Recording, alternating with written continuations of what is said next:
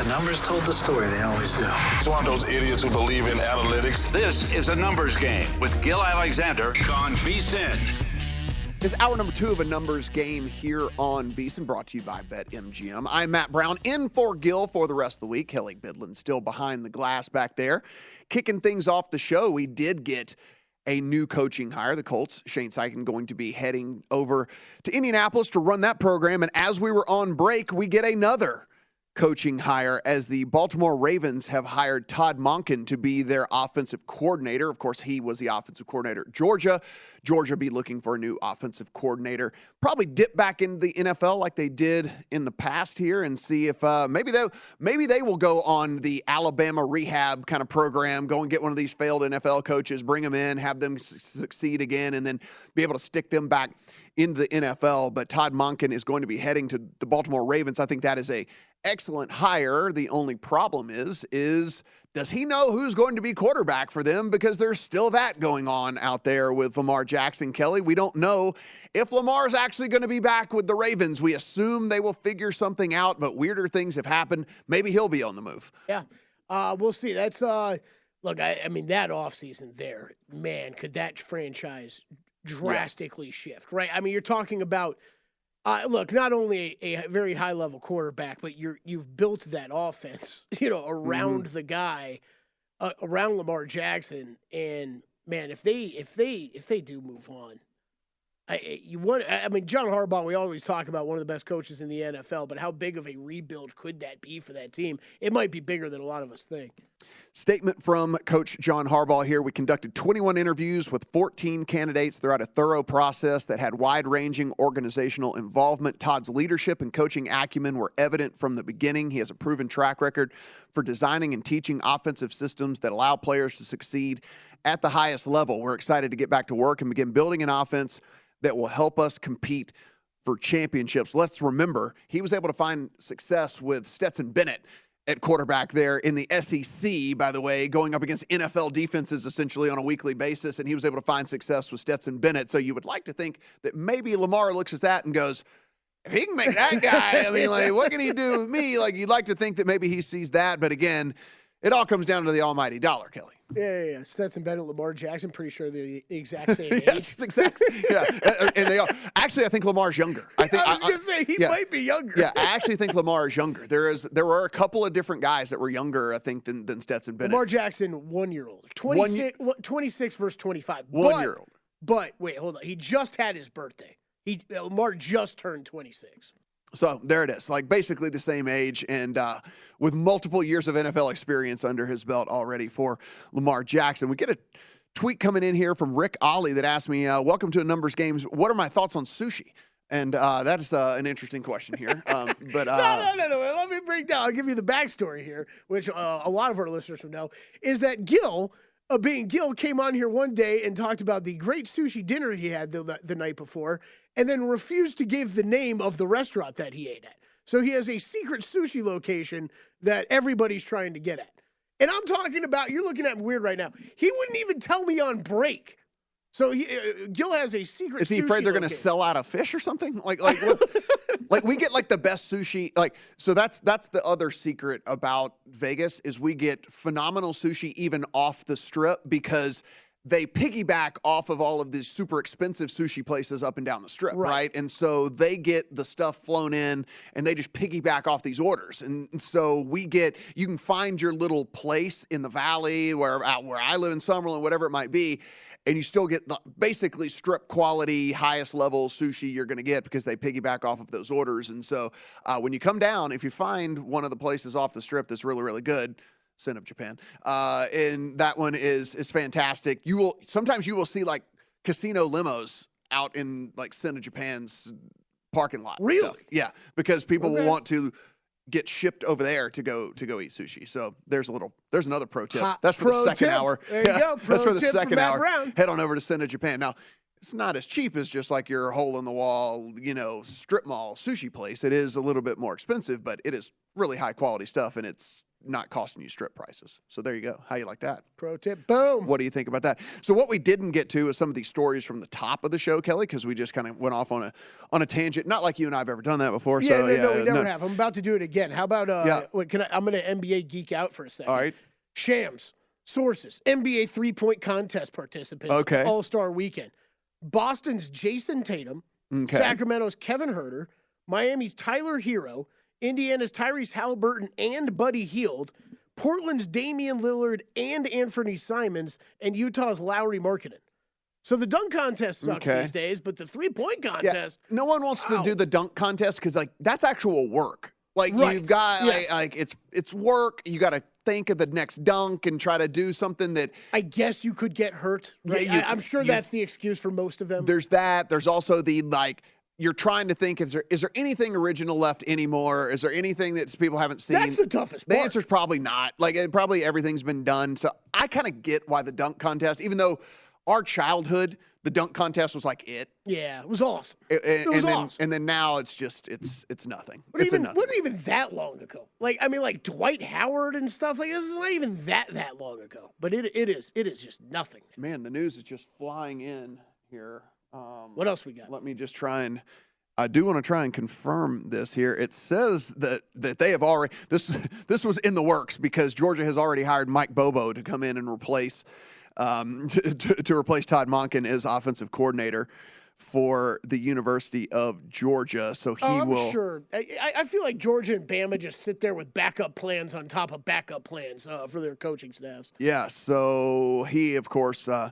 Will come back in to the Georgia program there, so we'll try to get a full confirmation of that. But I'm starting to see a couple of different places that go in and do that. I mean, you look at Todd Monken though taking over for the Ravens. I mean, Kelley, like we said, this is a guy that he had Jameis, he had now he's had Stetson Bennett, all these things that like you do wonder what he might be able to do with a guy like Lamar Jackson, should Lamar end up staying, figuring out how to get some sort of contract deal done with this Ravens squad. I mean, I think you would have to be Lamar sitting at home right now going, okay, this is a pretty good situation for me with a guy that, as John Harbaugh said in his statement, I mean, a very proven coach in the NFL that has taken some quarterbacks and had a bunch of success, even in the college level as well. So I think if you're Lamar, you're probably a little bit happier this morning than you were yesterday.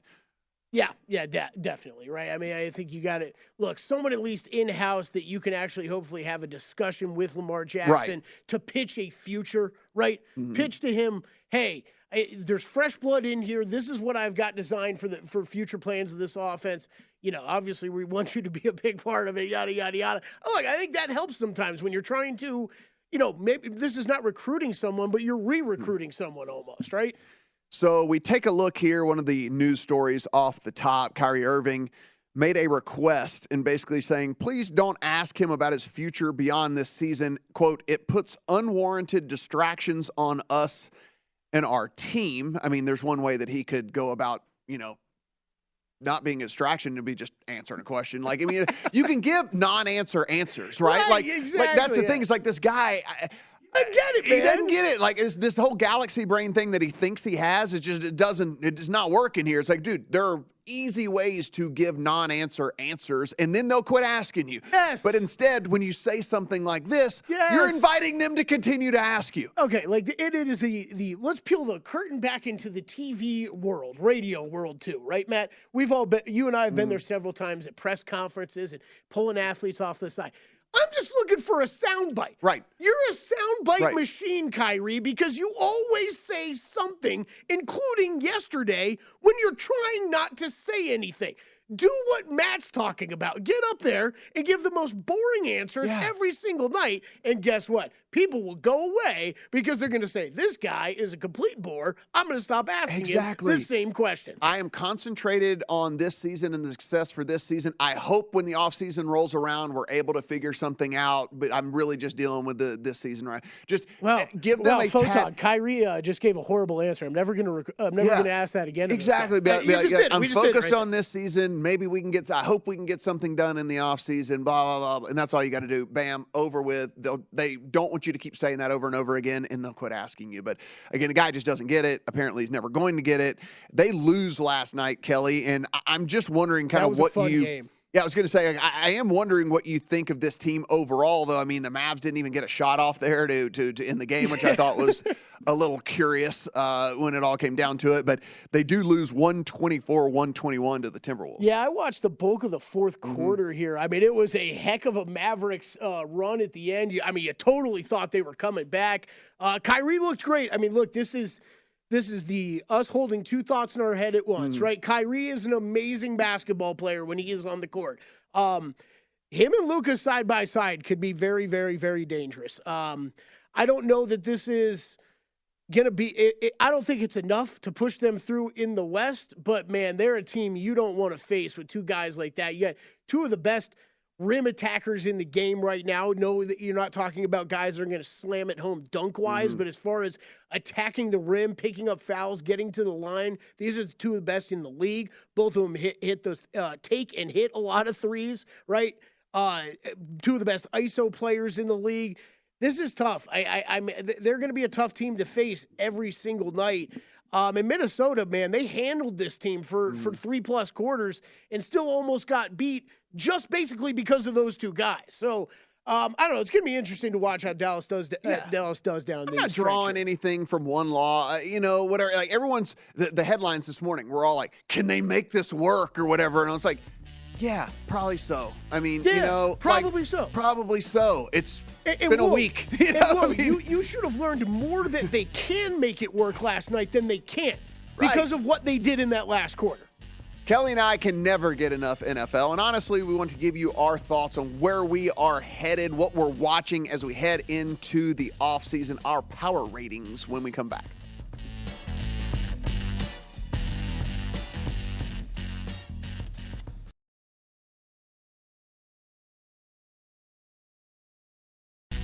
A numbers game on VSiN, the Sports Betting Network. If you're looking for a betting edge on the NHL, NBA, or college basketball, the VSiN experts have you covered. If you become a VSiN Pro subscriber with our introductory offer of just $9.99 American, 186 Moldovan leu, VSiN Pro subscribers get access to our daily recap, the top plays made by VSiN show hosts and guests. Tools like our betting splits, deep dive betting reports, VSiN betting guides for the biggest games of the season, where we're going to break down the brackets, the best bets, and the daily props. Don't miss out on this limited time offer. Head to VSiN.com/subscribe today. It's only $9.99 American. VSIN.com/subscribe. Matt Brown in for Gil, Kelley Bydlon behind the glass. And this is something we used to do quite often, and it was a very, very fun exercise, and it was an exercise that caused a little bit of controversy here and there along the way. Some yelling, some screaming. Some yelling, some screaming. Defend yourself and things like that were going on with all of that. But listen, it's super fun. And as we head into the offseason, Kelley and I thought it would be good to kind of give our thoughts on these teams as we head into, free agency, the draft. This can all drastically change over the next several weeks, but this is why we wanted to do the exercise now to kind of show where it is on February the 14th. By the way, happy Valentine's Day to everybody out there. Happy Valentine's Day to everybody out there. Yeah, it's just for you. You're red. I brought you those roses up there. It's great. We were talking last week. Yeah. This was we got Love Zone requests for today, but it just feels a little weird to run Gil's Open without Gil. Yeah, I know. The whole bit was that Gil actually did, the Love Zone show or whatever, slow jams. Yeah. I'm sure Isaiah could find. We'll play it at the end of the show for everybody who hasn't heard it out there. It's at least worth hearing the Open. Yes, that's for sure. True story. Gil used to be an R&B DJ, and so that's Anyway, that's how this all came about. But. I want to say this off the top, Kelley. I don't know how you did yours. I left off a couple of teams where people are going to say, bro, come on, how are those teams left off?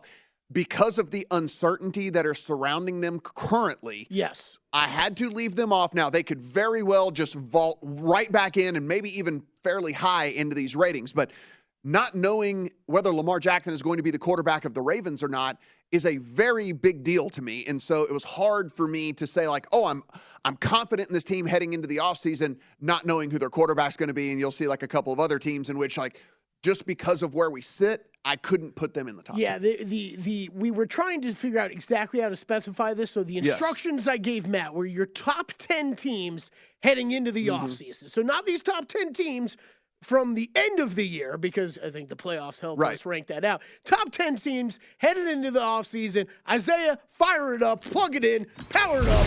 We're going. So, listen, I'm done doubting. I'm not going to be a doubter anymore. I don't care. As long as Andy Reid is on the sideline and as long as Patrick Mahomes is under center and Travis Kelce is catching passes out of the slot, out of wide receiver, in line, whatever it might be, they're doing all kinds of things to get this guy open. It doesn't seem like it matters who is playing wide receiver at all anymore. I have to have the Chiefs number one. I have to have the Chiefs number one. Kelley, when I'm wrong, I'm wrong. I'll admit when I'm wrong. I thought this team was going to take a step back from the offensive side of things. When you look at the wide receiver situation, I thought what Tyreek Hill brought by being able to stretch the field, I thought that it was going to take a big, big chunk out of what Travis Kelce does because they could just focus on Travis Kelce. Well, he's just unguardable, and I can't doubt them anymore as long as Andy Reid is on the sideline. So the Chiefs come in at number one. Cincinnati Bengals at number two, and I honestly still kind of believe that that AFC Championship game was the two best teams in the NFL. That was the Super Bowl. As good as the Super Bowl was, that was still the Super Bowl. I still feel like those are the two best teams in the NFL. I think you look at, the injury situation for the Bengals and of course, the way that the secondary got banged up throughout the course of the year. I think as you head into the offseason here, you pretty much have to be looking at them as very, very, very highly rated. And, of course, Joe Burrow's a co-favorite for MVP with Patrick Mahomes as we head into next season as well. So that market certainly values what this Bengals team has, too. 3 with the Eagles. Look, I know there's a lot of defensive guys that are going to be free agents. I imagine a lot of those guys are going to want to come back. But this Eagles team also has a lot of draft picks. They've got 2 first-round picks. They've got early round, second round, and third round picks. So the guys that do decide to leave, I think they'll be able to plug those holes through the draft and all that. So I still have them up there. It's still a quarterback on a rookie contract, though. I imagine they're going to try to extend him this offseason. They don't want to get in the situation with the Ravens are in with Lamar Jackson right now. 49ers at 4, and this was the toughest one for me because of the quarterback situation that the 49ers have. But the fact that they have 2 different guys that it could be as opposed to the Ravens situation where it's like, if Lamar's gone, what are you going to do? Yeah, what are you doing? The fact that there's at least 2 different guys there for the 49ers has me semi-confident that I can put them at 4.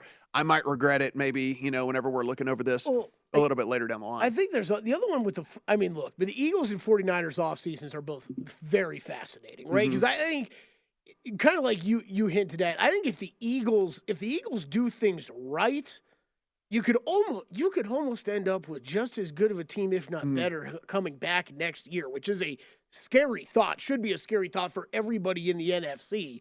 And look, the Niners, I think you have the luxury of, assuming they're both healthy, you rolling into the offseason and really treating it like a college program that you never see really NFL teams do anymore, right? Where it's, look, you two compete for the job. Brock Purdy and Trey Lance. It's an open competition. Go, maybe we've got Brock Purdy a little bit ahead based off what he did off last season. But they're young enough. They haven't won anything in this league. Yeah. Nobody deserves that job. No. You could easily say this is a wide open competition. You two get to go at it all offseason, all during training camp to figure out who the starter is there. That's a luxury that most NFL teams just don't get these days. And listen, I am not – I know they have already said that they are going to move on from Jimmy Garoppolo. If these guys are not on pace to heal correctly and be there in time for training camp and all of that, it would not surprise me if they laid just like, came back, hat in hand, and like, Jimmy, come on, let's do this. Let's make a run. Let's give it a ride. At number 5, I have the Bills. This one was pretty tough as well because they could also be in the boat of having an incredible amount of turnover. Yeah. I would think that some of those guys are going to want to come back and play with Josh Allen, and certainly Sean McDermott seems to be a very popular coach in the NFL, but I can't say for certain, so that one was a little bit tough. Cowboys at 6, Jags at 7, Chargers 8. Vikings 9, and then Lions 10. And I look here from this Lions team, Kelley, and I know this is probably going to be the one at 10 that people go, what are you talking about, the 10th best team in the NFL? But it is a team that has a lot of skill position talent. Mm-hmm. They have a decent amount of cap space. You also have a couple of picks as well in the draft. You didn't really even work in Jamison Williams into that lineup. He is going to now be fully healthy to come back in and work alongside Amon-Ra St. Brown. I think this Lions team does have a little bit of upside so long as they can, in which I imagine they will, upgrade that defense in free agency and through the draft. And so I actually kind of like them. Yeah, just looking over at Football Outsiders right now. I mean, they ended the season 9th in total DVOA, mm-hmm. 5th on the offensive side of the ball, like you're talking about. It's a team. You're not the first to say it. You're not going to be the last person to say it. The Lions are going to be one of the most talked about teams all off season, I think. And that NFC North, I mean, going back to a bit of what we were talking about before with Aaron Rodgers and stuff, that NFC North could be very, very competitive next year if that Lions team does take a jump. Now, I didn't have them in my top 10, though. We had 9 of the same teams, Matt, which I guess it probably isn't that surprising. I did go Chiefs-Bengals 1-2 at the top like you. Look, you're probably number 1 in the Chiefs bandwagon, but I'm not or the Bengals bandwagon. I'm not far behind you. I don't really, like you said, I don't really know how we can really argue at this point. I'll put Bengals squarely 2. They are squarely 2 to me, but man, with what the Chiefs did this last season, you got to show them some respect. So number 1 with them. Eagles number 3. We talked about that. Look, I think they're the best team in the NFC. I was hoping that, we got a healthy Brock Purdy, so I feel like I could be more right about that than what that ended up playing out as. But I'd put them 3. 4, 5, I'm fine interchangeable here. If you want to, you went Niners 4, I went Bills 4. I do think they are still squarely 4 and 5, though. Yeah. Those are the top 5 teams. I almost don't care what order you put them in. They're the top 5 teams. All year, we almost said this was a top 6 with the Cowboys this past offseason. I had a little trouble putting them 6. I was almost looking for excuses to put other teams ahead of them. I just couldn't get there. Look, I think that defense is incredible. It's gonna be great. Dan Quinn coming back, I think, is awesome. I think what you saw this year is that there are questions at the quarterback position, and can Dak Prescott really make you better than what we've seen this team do over the past couple years? I think they'll look to add some wide receiver weapons, and maybe that helps. I just don't think they're good enough to leap those about 5 other teams that I have ahead of them. Chargers, look, man, we're talking about the offseason. I'm going to keep putting them up there because they got a great quarterback, and if these wide receivers stay healthy, they're still really, really good. Dolphins, if you get Tua back, I don't understand why we can't expect the same kind of offensive firepower. Tua will be back. But same kind of offensive firepower we've seen them. Obviously, that defense needs to get better. Jags on the rise, put them at number 9. I couldn't leave out our Vikings. Yeah. Number 10. Well, people could argue against it, they should just spend every single dollar on the defense. Every single dollar on the defense. And man, maybe that team can actually do something next year. Coming back on the other side with PFF's Sam Monson.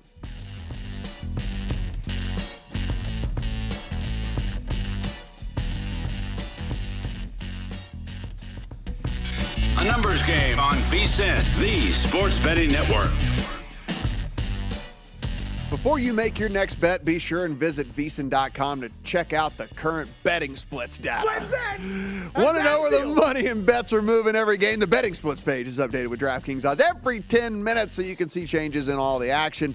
Find out where the public is betting based on the number of tickets and where the money doesn't match the public opinion. You can check out not just today's action, but future events as well. Betting splits. Another way VSiN is here to make you a more informed better year-round. Check out today's betting splits for every game at VSiN.com. We're going to keep the NFL talk rolling because we're not done with football season quite yet. You can find him over on Pro Football Focus with amazing content. He is Sam Monson. You can find him on the Twitter machine at PFF_Sam. Sam, thanks for joining us, man. No problem. Thanks for having me. So heading out of the Super Bowl here, what was your, and I know this is an unfair question because there were so many, but what was your biggest storyline? Is it the how elite Andy Reid and Patrick Mahomes are? Is it that Jalen Hurts stepped up and proved that he's actually worth the mega contract and a guy to build around? Was it the call at the end of the game and you wish it wouldn't have been that way? Like, what was the biggest thing that you took out of the game? Yeah, I guess the biggest thing was probably that it was kind of a sad way for such a great game to end. I mean, that Super Bowl was what everybody hoped it would be. It was a titanic battle between, it was champion versus champion. That's what that game is supposed to be, right? The NFC champion versus the AFC champion, two great teams, and we get to find out which one is better. And those teams they held up their end of the bargain. They were slugging it out. Every time one of them looked like they were going to take control of the game, the other one came back and counterpunched. And then right at the end, we get a call like that just kind of ruins the ending, right? Like, it was maybe going in that direction anyway, given the control that the Chiefs had of the football and kind of chewing up the clock. But it was just a kind of sad way for a game that great to end. Sam, do you share the opinion that I have, which is, by the letter of the law, yes, the call was, in fact, holding, defensive holding, and yes, it was a penalty. However, as football fans, we've seen non-calls all the time, and unless you are a Chiefs fan or Chiefs better, I should say, if that call doesn't get made, I don't think we're losing our minds, right? Like, I don't think it was so egregious that we would be going, oh, well, that's just the turning point of the game that they don't make that call. Like, I'm fine with it being made, but had it not been made, I don't think that we would just be up in arms about it. Yeah, I think that's largely true. There was a replay shown in the stadium that I haven't seen since, which is a little weird, where it shows much more clearly that he basically grabbed a handful of jersey and you saw the kind of full extension of the jersey, and I suspect that's what the official saw. And the second an official sees, a handful of jersey getting pulled away from the body, it's going to be a flag. It just is. Like, that's what they're conditioned to throw flags on for defensive holding. So I think it was the correct call, but I think you're right. Had they not called it, it wouldn't have been a big deal. Like, that's the kind of call where you have to ask yourself, you hear all the time about how they call things a little bit more leniently in the playoffs. They don't want to be the reason these games are getting decided. This was close enough that I think you probably try and swallow the whistle there, try and not make that call, because you're right, it wasn't an egregious call, but I think because that jersey did get extended away from the frame, they're automatic calls now.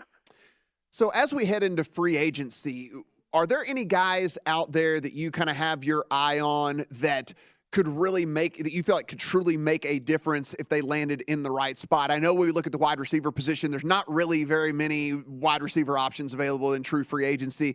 Is there any other unit that you look at and say, like, okay, that's a really good free agency group that could, maybe if they landed in spot X, Y, or Z, they could really make a difference for that team? It's really not a strong free agent group at all this year, like top to bottom. Obviously, there's individual players that could be really good in certain situations. There's guys lower down, but I think the lower down guys are where the best business is going to be done. There's plenty of money to throw around, but it's those second-tier contracts, the guys that are going to get signed for much more modest amounts of money but can still come in and be solid contributors, I think, that are going to make the difference this year. But you're looking at the top couple of guys. We assume that Lamar Jackson, that Geno Smith, these guys probably aren't going to hit the open market at all. So that leaves guys like Javon Hargrave, the defensive tackle from Philadelphia, Jesse Bates, the safety from Cincinnati. Like, these are the top-tier free agents available this year, and they're good players, but that's not normally the kind of caliber of the top end of the free agent market we're accustomed to seeing.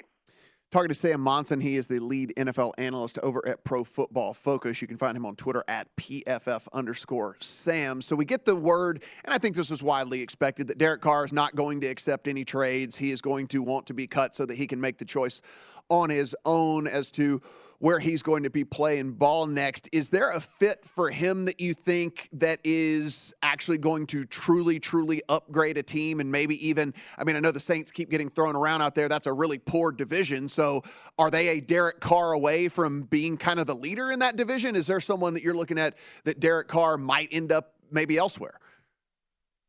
Yeah, it's tough. Theoretically, any of the the NFC South teams signing Derek Carr probably makes them the favorite for that division.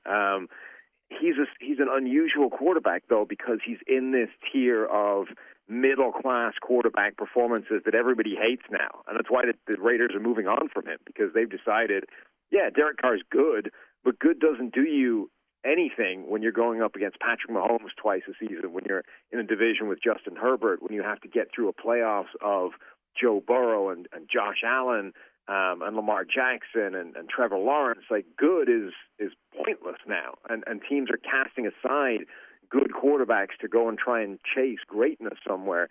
So now you have to say, well, okay, which teams are fine with good? Which teams are actually trying to find a guy that is just good because they've been so bad elsewhere? And there's definitely going to be a couple of them, but I don't know how many of them are going to be wanting to sign him as a first choice. You know, like the Jets would make a ton of sense. Derek Carr would come in and immediately upgrade the Jets and make them significantly better. But the Jets are probably going to be chasing Aaron Rodgers first, and then maybe they'll get to Derek Carr if they can't make that happen or if something else falls through. And I think that's the case for a lot of these teams. Like, he might actually make a lot of sense in quite a few spots, but I very much doubt that they're going to be going after him as plan A. Right. So that is, I'm glad you brought that up, because this is exactly where I wanted to go with this. Listen, when he gets out of the closet for 4 days and all of this, like, I'm pretty sure he's going to come to the conclusion that I'm going to play football for $60 million. So I think we assume that Aaron Rodgers is going to play football. But my question to you is he going to play football for the Packers? It seems like we continue to hear more and more like they probably would like to move on. Yeah, and I think it makes sense around now. We saw glimpses of Jordan Love last season. Unfortunately for them, they didn't get to see more than the glimpses because they stayed alive right to the end of it. But Jordan Love did look different in the glimpses we saw from him than he had previously. And just given the way Aaron Rodgers, the whole thing has gone over the last few years, it feels like now is a kind of natural parting of ways point for him. And really, ridiculously bringing the whole kind of career arc for Rodgers full circle. I mean, he's now become Brett Favre to his Aaron Rodgers. Sam, whenever we look at the draft that's coming up, we know there are likely to be 3, 4. I mean, I believe 4 for sure are going to be taken. I can't imagine that people are going to pass on Richardson. When you look at it, how do you kind of break down the quarterbacks that are going to be coming out here? And do you feel that it's definitely 4? Is Anthony Richardson just the prospect, the thought that he could possibly be Josh Allen, with some proper coaching and things like that, going to be too hard to pass up? Yeah, I mean, I think he's definitely going to go in the first round. I think he's probably going to go in the top half of the first round. The track record recently of these athletically gifted, big-armed, mobile quarterbacks is too good for teams to completely pass up on. But I don't think he is really involved in that very to the top of the draft conversation, the top 5 picks of the draft. And that is a much more fascinating kind of pick your poison or pick your style of quarterback, whether I think Bryce Young's tape is by far and away the best of any of these quarterbacks, but his size is going to be the extreme end of small. I mean, he's listed at 6 foot, I think, and 190, something like that. They're talking about him trying to get to, pushing 200 for the combine, but I think everybody knows that that's just fake weight. It's kind of pointless. And when you see pictures of him, he doesn't look anything like 6 foot. I mean, we're talking 5'10", maybe. So he's going to be on the extreme end of small, and some teams are going to not like that. They don't want a quarterback that size. And the teams that don't want a quarterback that size, they have a ready-made alternative. Who's the other end of that in Will Levis from Kentucky, who's got the size, the strength, the prototypical quarterback build, but obviously doesn't have tape as good as Bryce Young. So I think we're going to have this really interesting contrast and debate between what teams really covered at the top end of the draft. He is Sam Monson, lead football analyst over at Pro Football Focus. Thanks for the time, my man. No problem. Take it easy.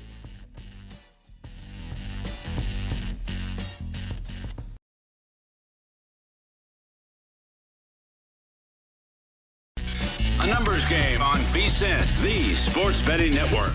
BetMGM, the king of sportsbooks, unleashes the spirit of Las Vegas with BetMGM rewards. Every time you make a wager at BetMGM, you can earn BetMGM reward points that you can redeem for online bonus credits like bonus bets and bet insurance tokens. If you're planning a trip to Vegas, you can also convert your BetMGM points into MGM Rewards points that you can use towards dining, shows, and hotel rooms over at 20 MGM properties located on the Las Vegas Strip and nationwide. BetMGM Rewards is sports betting's premier loyalty program featuring exclusive offers, incredible experiences, and valuable perks. And when you wager on the BetMGM app, you get all of that. Sign up with BetMGM or log on today to get an even bigger piece of the action with BetMGM Rewards. Eligibility restrictions apply. Visit BetMGM.com for terms and conditions. Must be 21 years of age or older. New and existing customer offer. All promotions are subject to qualification and eligibility requirements. Rewards issued as non-withdrawable bonus bets. Bonus bets expire 7 days from issuance. Please gamble responsibly. If you have a problem, 1-800-GAMBLER. You can find this man over on Sportsline, the First Cut podcast as well, and on the Twitter machine at Sia Najad. And as no surprise to you, his name is Sia Najad. Thanks for joining us, buddy. Glad I was able to snag that Twitter name. That's a good thing about having a unique name, Matt. It's so good to be with you again. And Kelley, as usual, it's great to be with you as well. I do not get Matt Brown on anything that I've ever had in my entire life. The most basic name of human beings, and I don't get any ever. I mean, mine's always got to have a squiggle or a letter or a number or some kind of something. Kelley, you got the unique name, so you can do it too. Oh, and I have to give the tip of the cap to you because we argued about that on air one day on Primetime Action. I'm like, it's not available, Matt. I tried 5 years ago. And then somebody released, whoever was formerly at Kelley Bydlon. Thank you for releasing that. Yes, that is it's fantastic to get your actual name as opposed to having, put a question mark and an underscore and all these different things in there to be able to do it. So, I want to put a bow on the NFL season with this. So I was incredibly high on the Vikings and the Colts heading into last season. Of course, one of those worked out, one of those did not. Is there a team or two that you have kind of earmarked for? Of course, we don't have all of the numbers quite yet. We certainly don't know win totals and what they'll be posted at, and still a ton to happen in free agency and the draft. But is there at least a couple of teams that you're keeping your eye on to see what ends up getting posted because you're either going to be higher or lower on them? It's a great question. I mean, I think I would probably stick to the NFC because I think that's going to be sort of the less competitive. Once you get beyond Philadelphia and San Francisco, I don't want to say it's up for grabs, but I think there's a lot of teams that are in the mix after that. I mean, I like the 49ers in the NFC, but if I had to pick a team to maybe sneak up on somebody, it's tough. I would probably go.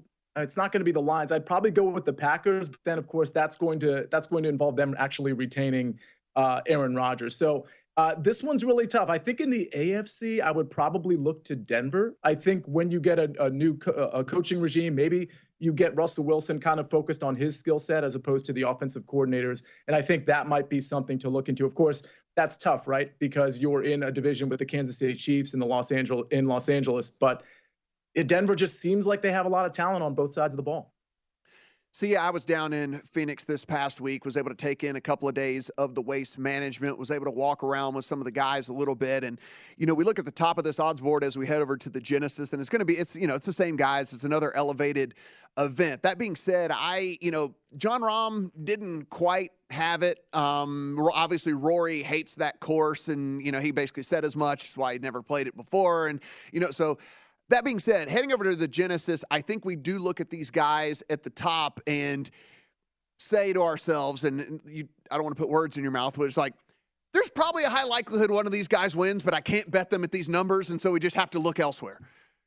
That's exactly right. I mean, there's a ton of win equity with the top three, but because it's an elevated event, I mean, I think you could go as far down as maybe Patrick Cantlay, maybe Sung J.M., although I'm not as high on him necessarily this tournament as some of the guys above him. But I do think guys like Max Homa, Justin Thomas, Patrick Cantlay, those are fairly favorable numbers. And while you're right, there's a ton of win equity with Rahm, McIlroy, Scheffler. The way I usually handle that, not that this is super novel, but you almost hope they slip in day one just a little bit so that maybe you get Rahm or McIlroy instead of at plus 800, plus 900, maybe you get them at plus 1600 because they just had a subpar day, no pun intended. That's how I like to bet those top three, top four guys in each tournament, because you're right, the odds are just too short, especially with this field. I mean, whether it's DFS or just the outright market, this is pretty deep here. So, Sia, when we take a look, they're heading back to POA greens here whenever they go over to the Genesis. And I'm wondering, because I very rarely put putting into the equation for me. Because, guys catch fire, guys lose it, they whatever. And I don't want to predict when a guy's going to get hot with a putter or try to predict when he's going to be cold, all of that. But POA is a different type of putting surface. There are guys that really, really struggle on it. There are guys, for whatever reason, even though it's so difficult to putt on, have kind of figured it out a little bit more. How much do you actually put putting into your considerations just in general? And then does it change when we do head to like a POA surface? It changes on this particular surface because it's fast and undulating. So I normally don't factor in, grass type that much at all, if at all. And I normally don't factor in putting too much unless we're in a situation where I think 3 putts and bogey avoidance are going to be in play. And when you've got large, undulating, fast greens, I think you need somebody like the last couple of tournaments, you could have gotten away with a putter that was like just average or below average, because in that case, they could get hot. And we saw that with some of the results.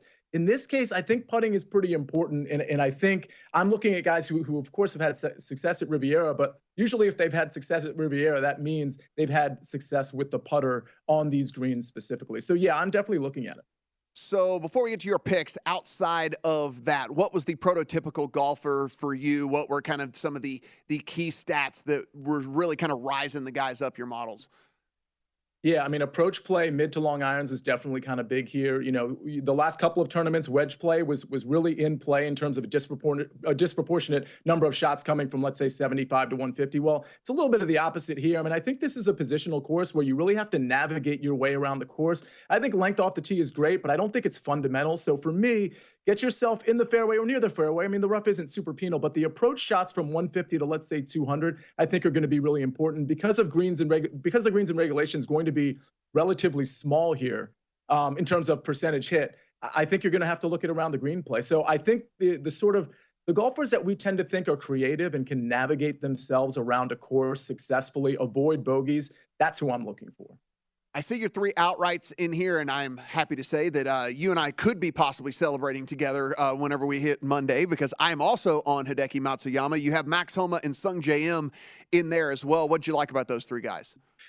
Well, Max Homa and Hideki, particularly just the history here, and I do think this is a really good course fit for Hideki. If you look at Max Homa's history, just in California, on the West Coast in general, but also at this course, I mean, it's pretty great. So I like Max Homa quite a bit at that number. Hideki at 50 to 1 or wherever you can get him, between that 40, 45, and 50 to 1. It's just too good of a number. He is so good with the around the green play. He can get hot with the putter. He's got to rein in that approach a little bit because it wasn't great last week. But again, it's such a high number for Hideki. I almost have to take it. The Sung Jae pick, I just mentioned I'm not huge on Sung Jae this week, but I do think 30 to 1 is too long or 28 to 1 here is too long of a number for Sung Jae. So anytime he's going to be in that 28 to 30 range, even if I'm not super impressed with him in terms of leading into the tournament, I mean, obviously he's been great, don't get me wrong, but there are some things I don't like. His history here is kind of middling. But again, 28 to 30 to 1 on Sung Jae, one of the better golfers in the world. I'll take that every time. I like you back in Ricky Fowler. We got a top 20 bet in on him. We also have a head-to-head against Taylor Moore on Ricky Fowler, and then also a first-round leader. Look, I was fortunate enough to be on the hole whenever he got the hole-in-one. The crowd absolutely went berserk. They still love this dude more than anybody out there on tour. And so to see him kind of find this swing, I'm a believer right now. If we kind of look, he's proven that this is at least sustainable for the short term. He has. I mean, I genuinely think Ricky Fowler is back. His last 3 tournaments, he's finished 54th, not great, but then the 2 after that, 11th and 10th.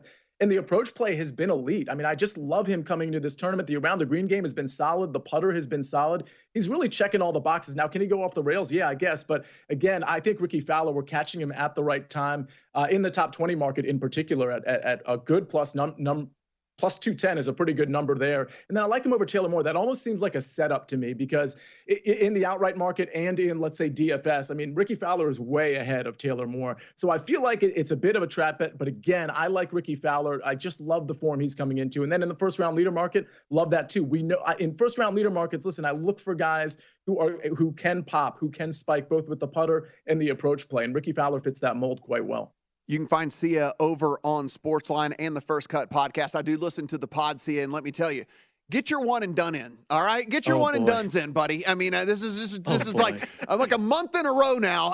Get your one and done's in. I don't want to have to hear about them having to make exceptions for you anymore. Just get the pick in.